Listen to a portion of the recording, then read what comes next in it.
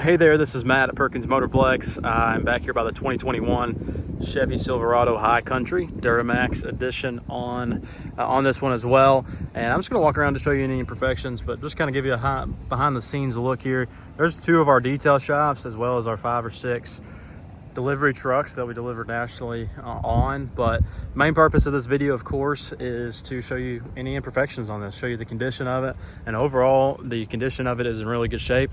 Of course, all of our vehicles, whether it's got 45,000 miles on it like this one or 4,000 miles, they're all going to have a little bit of wear and tear on it. But starting here on the front, don't see any hail damage or any major scratches or anything like that.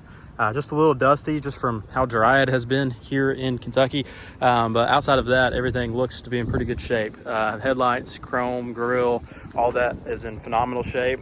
You will see a couple touch-up spots along the front. You can kind of see them here and there. Of course, being dirty, they show up a little bit more, but those are just from rock chips, normal road wear, driving down the road. And they're just kind of scattered around that front bumper. That is very common on all of our vehicles, again, just because all vehicles have been on the road. It's normal road wear. Tires are in phenomenal shape. Don't have to worry about any new tires anytime soon. I'm just looking for any door dings, any indentions, scratches, things like that along this side, and I don't see anything. Doesn't look like the side step has been curbed or anything like that. All the chrome accents look to be in phenomenal shape. There's no cracking in those.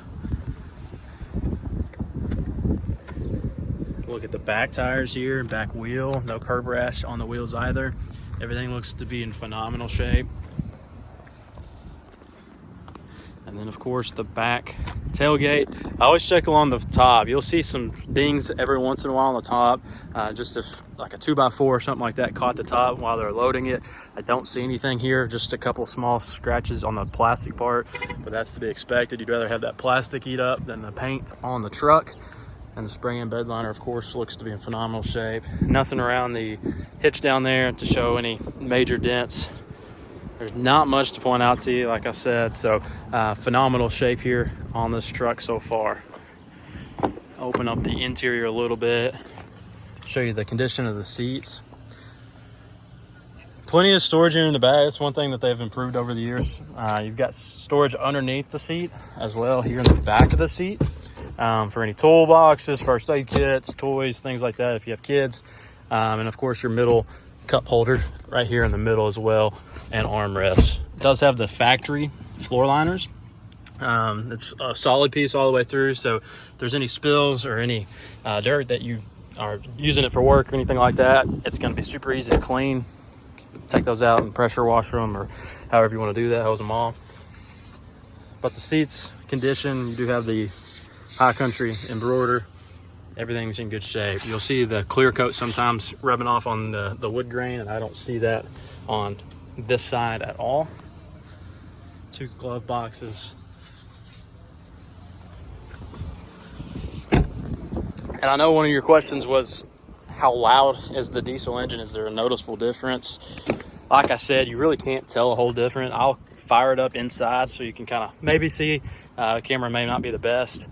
Couple wear spots there, but nothing overly crazy. And again, you've got the same floor mats up here in the front as you do in the back. But I'll also pop the hood so you can hear the difference there as well. But I'll let you listen, see if it picks it up. If not, then you'll see whenever you get here. It's not your typical 3,500 or 2,500 diesel. It is very quiet in the cab, especially if you have the air going or radio. You're not going to notice the difference. I did want to point this out. I took some still photos of this too. It looks like while it was moving store to store, somebody reset the trip, and you can see that it got up to 30 miles per gallon, but an average of 27 over the last 62 miles.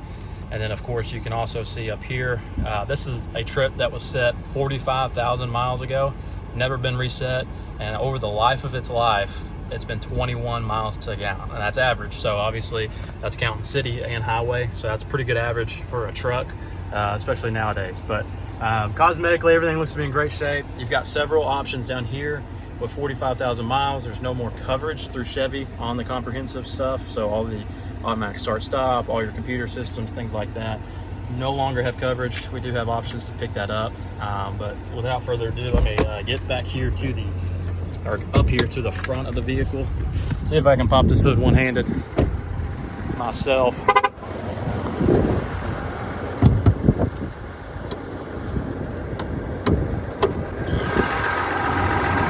Like I said, you can see once you get in here that it's a little, I guess, louder than a normal engine, but I'm not sure how much louder.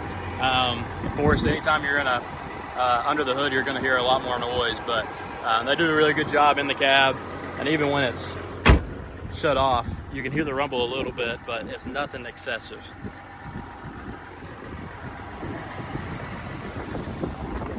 But overall, I hope that gives you a pretty good idea of the condition, sound level of this truck. If you have any questions, let me know. It's sitting on our top lot. I just brought it back here away from the highway noise. So if you have any concerns, questions, ideas, just bounce them off at me. I'll be happy to help.